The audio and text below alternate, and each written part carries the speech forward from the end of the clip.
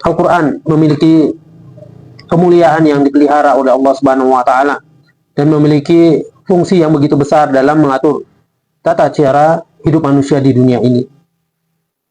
Jadi Al-Quran, nama-nama lain yang bagi Al-Quran disebut sendiri oleh Allah Subhanahu wa taala. Al-Quran adalah Alkitab. Jadi perkataan di dalam bahasa Arab dengan barisan tanwil di akhirnya yaitu kitabun. Ini memberikan makna umum, yaitu sebuah kitab yang tidak tertentu, tidak khusus. Namun apabila ditambah dengan alif dan lam di depan Alkitab sehingga menjadi Alkitab, ia telah berubah menjadi sesuatu yang khusus. Ia akan berubah menjadi sesuatu tertentu. Dalam hubungan ini, nama lain bagi Al-Quran itu disebut oleh Allah Subhanahu wa taala Alkitab. Alif Lam Mim, itulah kitab kita, itulah Alkitab, tidak ada keraguan di dalamnya. Dan nama lain dari Al-Quran yang disebutkan langsung oleh Allah Subhanahu wa taala di dalam Al-Quran yakni Al-Huda atau petunjuk. Allah Subhanahu wa taala telah menyatakan bahwa Al-Quran itu adalah petunjuk atau huda. Dalam satu ayat Allah menyatakan ia sebagai petunjuk bagi orang-orang yang bertakwa. Dan di ayat lain Allah Subhanahu wa taala juga mengatakan sebagai petunjuk bagi seluruh umat manusia. Jadi apabila disebut oleh Allah sebagai petunjuk, maka ia adalah sumber rujukan dan ia menjadi jarum kompas bagi kehidupan manusia. Jadi tanpa kitab ini manusia akan menyimpang dari tujuan yang sebenarnya. Karena itulah Al-Quran adalah petunjuk yang mestinya digunakan oleh manusia dalam menjalani kehidupan. Sebagai petunjuk bagi manusia dalam menjalankan kehidupannya di dunia ini sehingga dia berjalan di dalam relnya, dalam petunjuk yang benar. Sehingga fungsinya yang difungsi dari Al-Quran yang diturunkan oleh Allah Subhanahu wa taala sebagai petunjuk, sebagai panduan hidup bagi umat manusia. Kemudian Al-Quran adalah Al-Furqan atau pembeda. Allah Subhanahu wa taala memberi nama lain Al-Quran dengan Al-Furqan. Yakni berarti Al-Quran sebagai pembeda antara yang hak dan yang batil. Jadi mengenal Al-Quran maka otomatis. Mengenal Al-Quran maka secara otomatis manusia akan mengenal Allah. Yang mana yang hak, mana yang batin, mana yang benar, mana yang salah, mana yang bagus, mana yang buruk. Sebagaimana Allah Subhanahu wa taala berfirman di dalam Al-Quran, Maha suci Allah yang telah menurunkan Al-Furqan, yakni Al-Quran, kepada hambanya agar dia menjadi pemberi peringatan kepada seluruh alam. Dan nama lain dari Al-Quran adalah Rahmat, Ar-Rahmat atau Rahmat. Allah menamakan Al-Quran dengan rahmat karena dengan Al-Quran ini akan melahirkan iman dan hikmah, akan melahirkan keyakinan, akan melahirkan petunjuk-petunjuk atau hikmah yang tersembunyi, yang belum diketahui oleh manusia. Allah membuka tabir gaib, tabir-tabir ilmu-ilmu pengetahuan yang sebelumnya tidak diketahui oleh manusia, sehingga manusia bisa mengetahui. Karena Al-Quran ini disebut juga dengan Ar-Rahmat. Bagi manusia yang beriman, maka ia beriman kepada Al-Quran ini dan berpegang kepada Al-Quran ini, ia akan mencari kebaikan dan cenderung kepada kebaikan tersebut.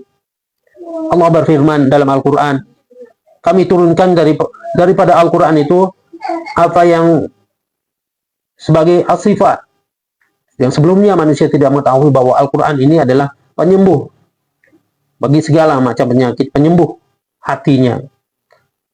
Kemudian Allah Subhanahu wa taala memberikan rahmat kepada manusia sehingga manusia mengetahui hal-hal yang gaib, hal-hal yang sebelumnya tersembunyi. Dan Al-Quran juga disebut oleh Allah Subhanahu wa taala sebagai Ar-Ruh atau Ruh. Allah Subhanahu wa taala telah menamakan wahyu yang diturunkan kepada Rasulnya Muhammad sallallahu alaihi wasallam sebagai ruh. Sifat ruh adalah menghidupkan sesuatu. Seperti jasad manusia, bila tanpa ruh ia akan mati. Bila tanpa ruh ia akan busuk. Bila tanpa ruh, dia tidak akan berguna. Bahkan ia akan dipandang sama seperti binatang yang mati di tepi jalan.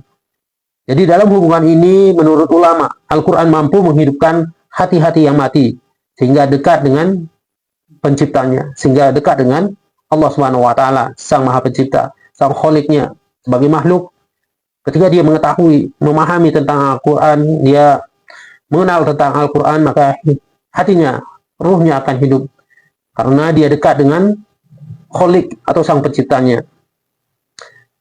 Dan nama lain dari Al-Quran adalah As-Sifa atau obat. Allah Subhanahu wa Ta'ala telah mensifatkan bahwa Al-Quran diturunkan kepada umat manusia lewat nabinya, lewat utusannya, lewat rasulnya, yakni Nabi Muhammad SAW sebagai penyembuh atau obat. Jadi bila disebut obat, maka tentu akan berkaitan dengan penyakit, maka akan berkaitan dengan sesuatu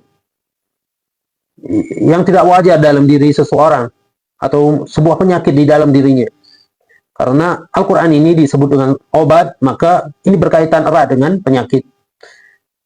Dan Imam Ibnu Katsir menyatakan bahwa Al-Quran adalah penyembuh dari penyakit-penyakit yang ada dalam hati-hati manusia, seperti penyakit syirik, sombong, congkak, ragu, dan sebagainya, iri, dengki, dan sebagainya.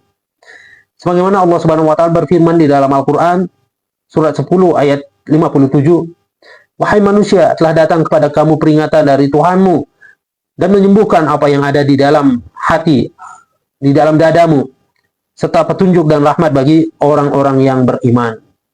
Jadi penyembuh. Al-Quran ini bisa menjadi penyembuh bagi orang-orang yang beriman.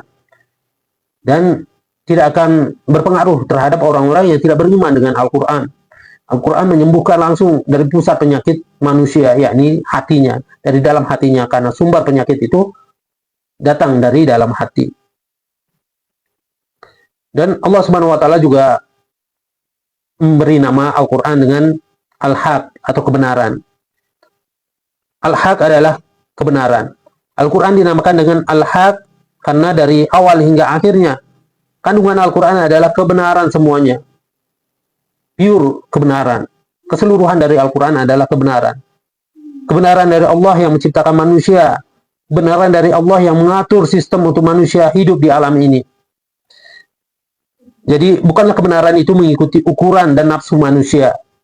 Karena pandangan dan nafsu manusia itu terlalu terbatas, terlalu dangkal dalam menentukan keadilan, kebenaran yang sebenarnya, yang hakiki. Karena itulah ukuran dan pandangan dari Al-Quran adalah sesuatu yang sebenarnya harus diikuti dan dijadikan prioritas dalam mengukur dan mempertimbangkan sebuah kebenaran. Sebagaimana Allah Subhanahu wa Ta'ala berfirman di dalam surat Al-Baqarah ayat 147. Kebenaran itu adalah dari Tuhanmu, sebab itu janganlah engkau termasuk orang-orang yang ragu, orang-orang yang tidak beriman. Dan Al-Quran, nama lain dari Al-Quran itu adalah Al-Bayan, atau yang menerangkan, atau penerangan. Al-Quran adalah kitab yang membawa keterangan dan penjelasan kepada manusia tentang apa yang baik dan apa yang buruk bagi mereka. Manakah yang hak dan manakah yang batil. Manakah yang murni dan manakah yang palsu. Jalan manakah yang selamat dan jalan manakah yang menyesatkan. Jadi selain itu, Al-Quran juga menerangkan kisah-kisah umat terdahulu yang pernah mengingkari Allah Subhanahu wa Ta'ala, lalu ditimpakan kepada mereka azab yang tidak terduga. Semua keterangan ini wajib ditadaburi, dipahami, dipelajari oleh setiap manusia untuk menyelamatkan tujuan hidup mereka sehingga mereka mati dengan penuh kemuliaan. Sebagaimana Allah Subhanahu wa Ta'ala berfirman dalam surat Ali Imran ayat 138. Al-Quran ini adalah keterangan untuk manusia, petunjuk dan pelajaran bagi orang-orang yang bertakwa. Dan nama lain dari Al-Quran adalah Al-Mau'izah atau pengajaran.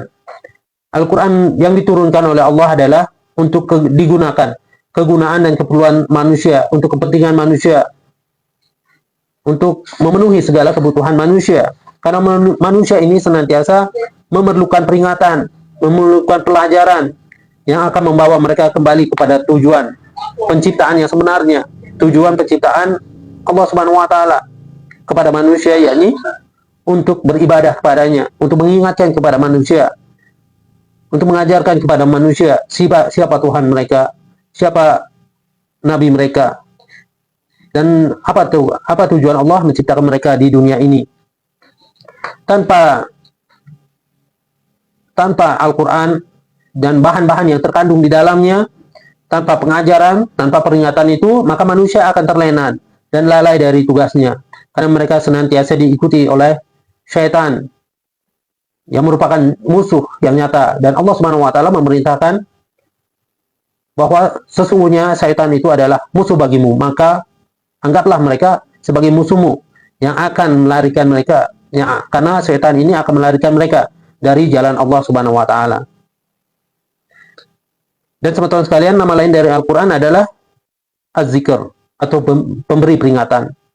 Az-Zikir adalah artinya pemberi peringatan. Allah Subhanahu wa taala menyifatkan Al-Quran sebagai Az-Zikra, atau peringatan. Karena sebetulnya Al-Quran itu senantiasa memberi peringatan kepada manusia yang memiliki kecenderungan lalai dan lupa. Yang dalam diri manusia itu memiliki sifat lupa dan tidak luput. Dan sifat lupa ini tidak luput dari setiap manusia. Lupa dalam berbagai hal, baik dalam hubungannya dengan Allah Subhanahu wa taala, baik hubungannya dengan utusan Allah Subhanahu wa taala, baik hubungannya dengan dirinya sendiri, dengan lingkungan dan sebagainya. Maka Allah Subhanahu wa taala memberi nama kitabnya ini, yaitu Al-Quran, dengan nama Az-Zikr, Az-Zikir, yakni pemberi peringatan, untuk mengingatkan kepada manusia agar tidak lalai, untuk memberikan peringatan kepada manusia agar tidak lupa.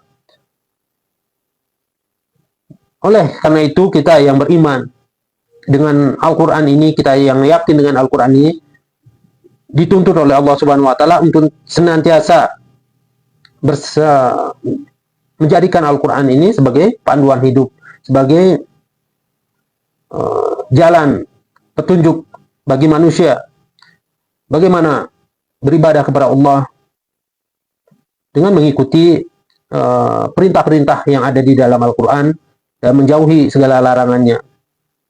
Jadi Al-Quran ini sebagai, ketika kita membaca, mentadaburi dan sebagainya, selain sebagai ibadah bagi kita, Al-Quran itu senantiasa memperingatkan kepada kita yang senantiasa memiliki kecenderungan sering lupa dengan tanggung jawab kita, dengan tujuan Allah menciptakan kita di dunia ini.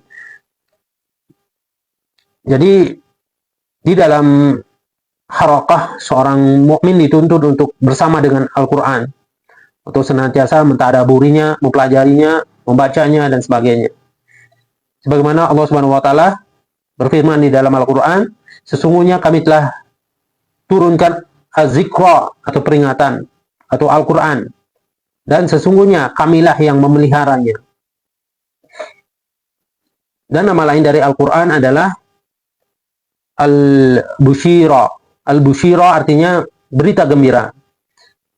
Karena Al-Quran ini sering menceritakan kabar gembira kepada manusia, kabar gembira bagi mereka yang beriman kepada Al-Quran, kepada Allah, kepada Nabi Muhammad SAW, kepada kitabnya, kepada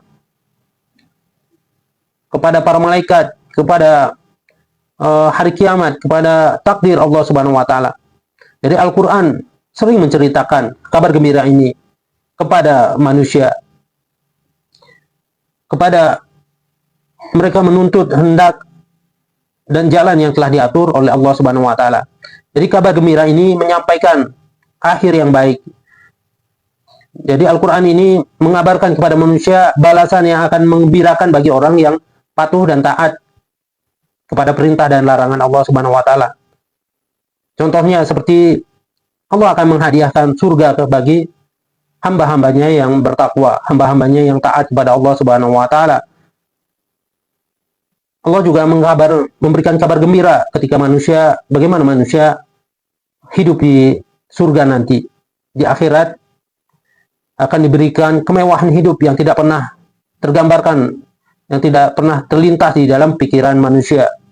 Sebagaimana Allah Subhanahu wa taala dalam sebuah hadis qudsi, Allah Subhanahu wa taala mengatakan, telah kusiapkan kepada hamba-hambaku yang soleh, hamba-hambaku yang bertakwa, kenikmatan yang belum pernah mereka lihat dengan mata mereka, belum pernah mereka dengar dengan telinga mereka, dan belum pernah mereka bayangkan di dalam hayalan mereka.